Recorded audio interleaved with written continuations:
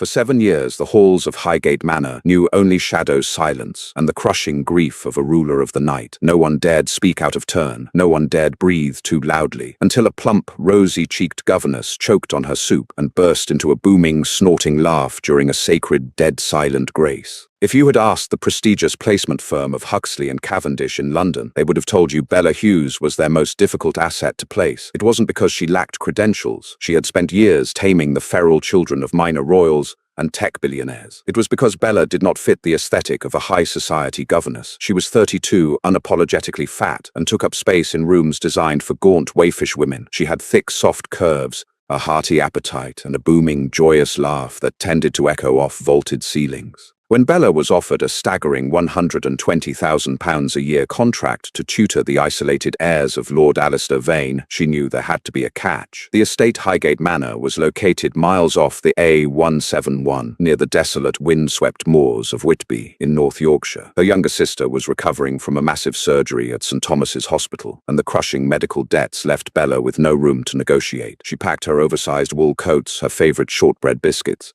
and took the train north. Highgate Manor did not look like a home. It looked like a mausoleum holding its breath. When the iron gate screeched open, Bella's taxi driver refused to pull all the way up to the gravel drive, crossing himself before speeding off into the fog. Bella stood in the biting cold, dragging her heavy leather trunk up the stone steps. She was greeted by Mrs. Gable, a housekeeper so pale and thin she looked like a stiff breeze might snap her in two. "You are larger than your photograph suggested, Miss Hughes," Mrs. Gable noted, her voice devoid of any inflection. "The camera takes off £10. Mrs. Gable," Bella replied cheerfully, patting her rounded hip. "The Yorkshire heir will just have to make room for me. Where are the children?" The children, 10-year-old twins Leo and Genevieve, were just as unnerving as the staff. They stood at the top of the grand staircase, dressed in immaculate archaic velvet. Their skin was the color of skim milk, and their eyes held an ancient, exhausted weight. Bella immediately felt a pang of maternal instinct. They didn't look frightening to her. They looked starved of sunlight and affection. Over the first week, Bella learned the bizarre ironclad rules of Highgate Manor. Rule 1. All heavy curtains were to remain drawn until sunset. Rule 2. The dietary restrictions of the house were absolute. No garlic, severe allergies, Mrs. Gable claimed, and all meats served to the family were to be blisteringly rare. Rule 3. And the most vital, absolute, unwavering silence whenever the master of the house, Lord Alistair Vane, was present. Bella didn't meet Alistair until her 5th night. She was in the library, a massive, drafty room that smelled of old leather and damp stone, humming softly to herself as she organized the twins' history assignments. A sudden, terrifying drop in the room's temperature made her stop. The hairs on the back of her arms stood up. She turned and saw him standing in the doorway. Alistair Vane was devastatingly handsome, but it was a cold, terrifying beauty. He was towering, broad-shouldered, with raven hair and sharp, aristocratic features carved from marble. But it was his eyes that made Bella's breath catch in her throat. They were a hollow, endless black, shimmering with a grief so profound it felt like a physical weight pressing against her chest. Legend in the nearby towns whispered that Lord Vane had lost his wife 7 years ago in a horrific, unsolved home invasion in their private London townhouse. The truth, which Bella would only learn much later, was that Alistair was the king of the Northern Coven, and his mate had been assassinated by the Caldwells, a ruthless rival vampire faction operating out of Edinburgh. Since that night, Alistair had forbidden joy music and laughter within his territory. He existed only to protect his heirs and plot a slow, methodical revenge. "You are the new Governess," Alistair said. His voice was a low, resonant baritone that seemed to vibrate in the floorboards beneath Bella's sensible leather boots. He looked at her, his gaze lingering briefly on her soft, rounded face, her full figure wrapped in a thick cardigan. He looked utterly perplexed by her, as if she were a colorful, chaotic painting hung in a room of black and white photographs. "I am Lord Vane," Bella said, giving a polite, albeit slightly clumsy curtsy. "Bella Hughes. The children are highly intelligent, though I believe they could use a bit more fresh air. They remain indoors." Alistair cut her off, his tone slicing through the air like a razor. "You will adhere to the rules, Miss Hughes. If you cannot maintain the peace of this house, your tenure will be incredibly brief." He turned and vanished into the shadows of the corridor so quickly Bella blinked, unsure if he had walked or simply evaporated. She placed a hand over her racing heart, taking a deep breath. He was intimidating, deeply traumatized, and ridiculously demanding. But Bella had dealt with the eccentricities of the ultra-wealthy before. She adjusted her cardigan, narrowed her eyes, and muttered, "Right then, challenge accepted, your lordship." For the next month, Bella waged a quiet, relentless war of warmth against the freezing depression of Highgate Manor. She couldn't open the curtains, but she brought in brightly colored lamps and thick, vibrant rugs to the nursery. She ignored the strict classical curriculum and read the twins' wild, fantastical adventure stories, doing terrible, dramatic voices that made Genevieve cover her mouth to hide her smiles. Bella's sheer physical presence changed the gravity of the house. In a manor filled with ethereal, silent predators, Bella was gloriously, stubbornly human. She hummed while she walked. Her footsteps were heavy and deliberate. When she ate, she actually enjoyed her food, much to the sheer fascination of the twins, who would sit with their untouched glasses of thick, dark, nutritional supplements just to watch their governess enthusiastically devour a plate of buttered scones. But the true test of her survival came on the night of the winter solstice. Mrs. Gable informed Bella that she was expected to dine with the family in the grand banquet hall. This was unprecedented. The staff looked at Bella with a mixture of pity and terror, as if she were a sacrificial lamb being led to the slaughter. The dining room was vast, lit only by dozens of dripping white candles. At the head of the impossibly long mahogany table sat Alistair, radiating a suffocating aura of command and misery. The twins sat stiffly to his right. Bella was placed to his left. Dinner began with grace, but it wasn't any prayer Bella had ever heard. It was an ancient rhythmic Latin chant, led by Alistair, honoring the blood of the earth and the shadows of the ancestors. The rule of the house dictated that during this 5-minute ritual, not a single sound was to be made by anyone else. To interrupt the king's grace was considered a grave insult to the fallen, an offense the Caldwells themselves had weaponized in the past. The room was so silent you could hear the wax dripping from the candelabras. Bella sat perfectly still, her hands folded over her plush stomach. Standing behind Alistair was Mr. Higgins, the manor's impossibly ancient butler. Higgins was practically a fossil, a human servant who had been with the Vane family for 5 decades. He was holding a heavy silver decanter of deep red, viscous wine, which Bella naively believed was just a rich Merlot, but was in fact incredibly rare typo negative blood. As Alistair solemnly chanted the final Latin verses, his eyes closed in deep, painful reverence, the elderly Mr. Higgins stepped forward to pour the drink into Alistair's goblet. Except Higgins was falling asleep. Bella watched her eyes widening in horror as the old man's eyelids drooped. Instead of pouring the red liquid into the goblet, Higgins completely missed. He poured a steady, thick stream of wine directly into the pocket of his own crisp white apron. He didn't notice. He just stood there, swaying gently, confidently, pouring liquid into his own pocket as a massive dark red puddle began forming on the polished stone floor. Bella bit her lip. Don't laugh. Do not laugh. This is a mourning billionaire. You will be fired. Think of the hospital bills. Think of sad things. Dead puppies, tax returns. She looked over at Leo and Genevieve. The twins had seen it too. Their pale faces were perfectly frozen, but Leo's eyes were wide with sheer panic. Then Higgins, completely oblivious, finished pouring, gave a dignified little nod to the empty air, and stepped back, his apron heavily sagging and dripping with red liquid. Squish, squish, squish went his shoes. A tiny high-pitched squeak escaped Bella's nose. Alistair's eyes snapped open. The chanting stopped dead. The temperature in the room plummeted so fast Bella could see her own breath. The Vampire King turned his terrifying pitch-black gaze slowly toward the governess. The air grew so heavy it felt like the gravity in the room had doubled. Bella clamped both hands over her mouth, her face turning beet red. Her shoulders began to shake. She tried to swallow the laughter, but the sheer absurdity of the grim, terrifying lord of the manor being served by a sleeping man with a pocket full of wine was too much. Her soft, heavy body trembled with the effort of holding it back, and then she lost the battle. A loud, booming, unladylike snort ripped through her fingers, followed by a breathless, wheezing gale of laughter.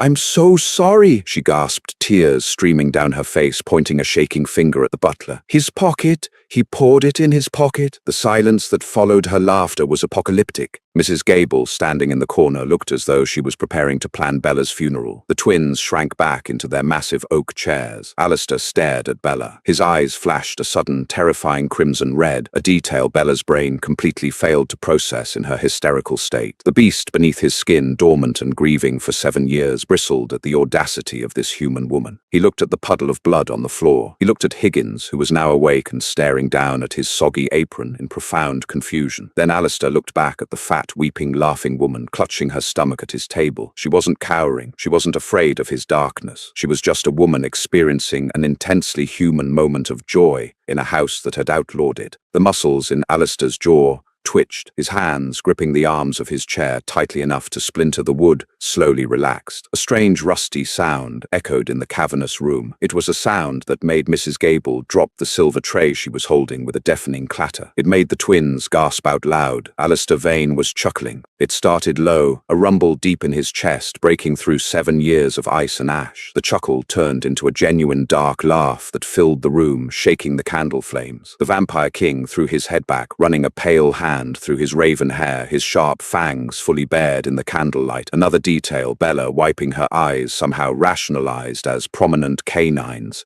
Higgins, Alistair managed to say, his voice thick with an emotion he hadn't felt in nearly a decade. Please go change, before you bleed out onto my grandmother's rug. Right away, my lord, Higgins mumbled, squishing his way out of the room.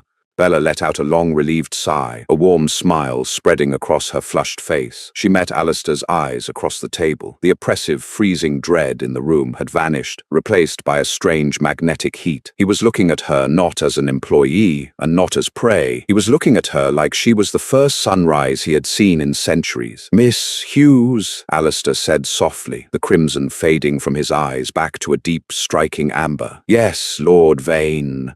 Tomorrow evening, I believe I will join the children for your story time. That night, everything shifted, but as Bella drifted to sleep in her plush bed, unaware of the glowing red eyes that watched the perimeter of the estate from the tree line, she didn't know that her laughter hadn't just awakened the king's heart. It had awakened his enemies. Word was already travelling north to Edinburgh. The Caldwell family had spies within the Yorkshire local staff, and the message they sent back was chillingly simple. The king is distracted. He has found a new weakness. Winter thawed into a bleak, damp Yorkshire spring, but inside Highgate Manor, a profound warmth had taken root. The heavy velvet curtains remained drawn, and the dietary rules were strictly enforced, but the oppressive silence had been entirely shattered. Bella Hughes had single-handedly resurrected the estate. Dinners were no longer grim, silent affairs. They were filled with Bella's hearty laughter, Genevieve's giggles, and Leo's endless questions about the outside world. Alistair Vane, the fearsome king of the Northern Coven, found himself utterly captivated. He would sit at the head of the table, his dark amber eyes fixed on the Governess, as she passionately debated history or recounted absurd stories from her days nannying for the chaotic executives of Bancroft and Sons Company in London.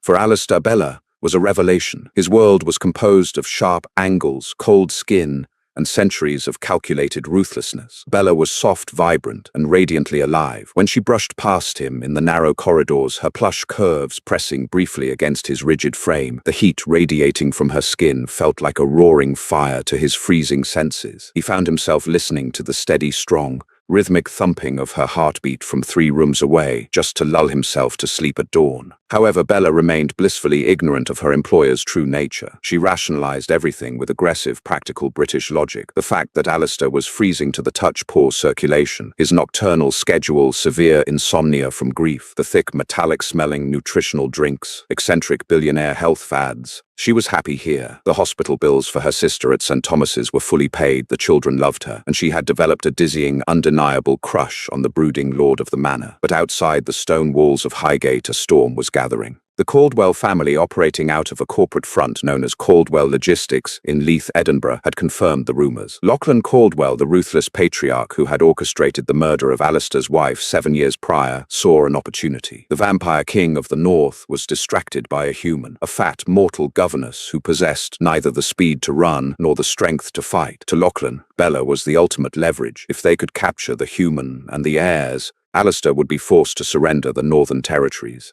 The trap was sprung on a Tuesday in late October. Bella had relentlessly petitioned Alistair to allow the twins a brief educational outing to the ruins of Whitby Abbey. Just for an hour, right at dusk, Lord Vane, she had pleaded, standing in his study with her hands planted firmly on her rounded hips. The fresh sea air will do them a world of good. They look like Victorian ghosts. Alistair had hesitated. His protective instincts roared at him to lock them all inside the vault, but looking into Bella's warm, determined hazel eyes, he found he could deny her nothing. He assigned his 2 most lethal guards disguised as chauffeurs to accompany them. The evening was bitter and wrapped in a thick, salty sea fret. Bella stood on the dramatic wind-whipped cliffs near the abbey, pulling her heavy wool scarf tighter around her neck, while Leo and Genevieve marveled at the towering Gothic ruins. It was perfectly peaceful, until the chauffeurs suddenly dropped to the damp grass, their throats violently torn open. Bella gasped, spinning around. From the dense fog emerged three men in impeccable charcoal suits. Their skin was the color of chalk, and their eyes glowed with a sickening, predatory yellow light. "Well, well," sneered the tallest of the three, wiping a smear of blood from his chin. "Lachlan said the king had taken a pet. You're certainly a hearty meal, aren't you, sweetheart?" Panic, cold and sharp, spiked in Bella's chest. The man hadn't walked toward her. He had seemingly glided, covering 30 yards in the blink of an eye. This wasn't a mugging. This was something out of a nightmare. "Miss Bella," Genevieve whimpered, clutching the back of Bella's thick coat. Instinct overrode terror. Bella didn't scream. She didn't faint. She realized instantly that these men were unnaturally fast, but she had something they didn't account for: mass and absolute, unwavering maternal fury. "Get behind me. Do not move." Bella barked at the twins. She planted her sturdy, sensible boots firmly into the Yorkshire mud, expanding her broad shoulders to completely shield the children from view. "Step aside, cow!" The vampire hissed, his face contorting a set of elongated, razor-sharp fangs dropping past his lower lip. "We only want the brats." Fangs, Bella thought wildly. Actual literal fangs. Right, okay, deal with that later. As the vampire lunged forward, reaching a pale, clawed hand toward Leo, Bella didn't shrink away. Instead, she threw her entire substantial body weight forward. She drove her heavy leather handbag stuffed with 2 hardback encyclopedias, 3 water bottles, and a hefty tin of shortbread directly into the creature's face with the force of a wrecking ball. The heavy brass buckle connected with a sickening crack. The vampire, entirely unprepared for a human to fight back with such sheer momentum, staggered backward, his nose shattered. "Run to the car!" Bella screamed to the twins, grabbing a heavy fallen branch from the muddy ground. "Go!" But before the twins could take a step, the air pressure on the cliffside violently dropped. A sound echoed through the ruins, a guttural, earth-shattering roar of pure demonic rage. The fog violently parted. Alistair Vane descended upon the cliff like a fallen god of war. He moved faster than human eyes could track. One moment there was empty space. The next, Alistair was standing between Bella and the Caldwell assassins, his pristine black coat billowing in the gale. Bella dropped her branch, her breath hitching. This was not the brooding, quiet aristocrat who nervously drank tea in the library. Alistair's eyes were burning with a blinding, terrifying crimson fire. The veins beneath his pale skin pulsed with dark, necrotic energy, and his jaw unhinged to reveal fangs far longer and deadlier than the men who had attacked them. "You dare?" Alistair's voice was distorted, layered with a monstrous echo that shook the stones of the abbey. "You dare touch what is mine?" The fight was a massacre. The Caldwell men realized too late that they had not awakened a grieving widower. They had awakened the apex predator of the Northern Isles. Alistair moved with brutal, terrifying efficiency. He caught the first assassin by the throat, snapping his neck with a casual, sickening flick of his wrist. The second tried to flee into the fog, but Alistair was there, plunging a hand directly through the man's chest, tearing his heart out before he could even scream. The leader, the one Bella had hit with her bag, fell to his knees, trembling violently. "Mercy, my king!" The vampire begged, blood pouring from his shattered nose. "Lachlan ordered it. He thought you were weak. Lachlan is dead." Alistair growled, his voice vibrating with lethal promise. "He simply hasn't stopped breathing yet." With a swift, blinding strike, Alistair decapitated the final threat. The ash and dust of the fallen vampires scattered into the salty wind, leaving only silence. Alistair stood with his back to Bella, his chest heaving. His claws were fully extended, dripping with the dark, unnatural blood of his enemies. He closed his eyes, a wave of profound agony washing over him. The secret was out. 7 years he had guarded his children's innocence, and months he had basked in Bella's warm, human ignorance. Now she had seen the monster. He waited for the inevitable screaming. He waited for her to grab the twins and run from him in sheer terror. Instead, he heard the heavy, deliberate crunch of her boots on the gravel. Bella walked right up behind him. She was shaking, her heart hammering against her ribs like a trapped bird, but she did not stop. "Lord Vane!" Her voice trembled, but it held steady. Alistair flinched. "Do not look at me, Bella," he whispered, the monstrous echo fading, leaving only the broken, exhausted man beneath. "I am a nightmare. I am a killer of the dark. Please, just take the children back to the car." Bella stepped around him, forcing herself into his line of sight. She looked at his glowing red eyes. She looked at the blood on his hands. She thought about the strict allergies to garlic, the drawn curtains, the heavy silver goblets of wine. Suddenly, every bizarre rule of Highgate Manor clicked into perfect, terrifying place. She reached into her coat pocket, pulled out a thick linen handkerchief, and firmly took one of his massive, blood-soaked hands in hers. Alistair gasped, staring down in shock as the soft, plump woman began meticulously wiping the gore from his knuckles. Her skin was so warm, it burned through the icy dread in his soul. "Well," Bella said, her voice dropping into her usual practical, no-nonsense tone, though tears of relief were sliding down her rosy cheeks. "This certainly explains why you never wanted to share my shortbread. Honestly, Alistair, you could have just told me you were a vampire. I've worked for tech billionaires. I'm used to bloodsuckers." Alistair stared at her, utterly paralyzed. The crimson faded from his eyes, returning to a stunned, soft amber. "You are not afraid of me. You just saw me tear men apart." "I saw you protect your family," Bella corrected gently, looking up into his eyes. She reached up her soft, warm palm, cupping his freezing marble-like cheek. "And I saw you protect me, though for the record I had the first one handled with my encyclopedias." A sudden, breathless laugh escaped Alistair's lips, the same rusty, beautiful sound he had made in the dining room months ago. He dropped to his knees in the damp grass, wrapping his arms around Bella's thick waist, burying his face in the soft, warm curve of her stomach. He held her like a starving man who had finally found sustenance, shaking with the overwhelming relief of being known and being loved anyway. Bella stroked his dark hair, looking over his shoulder to see Leo and Genevieve cautiously stepping out from behind a stone pillar, their small faces lighting up with hopeful smiles. The Caldwells of Edinburgh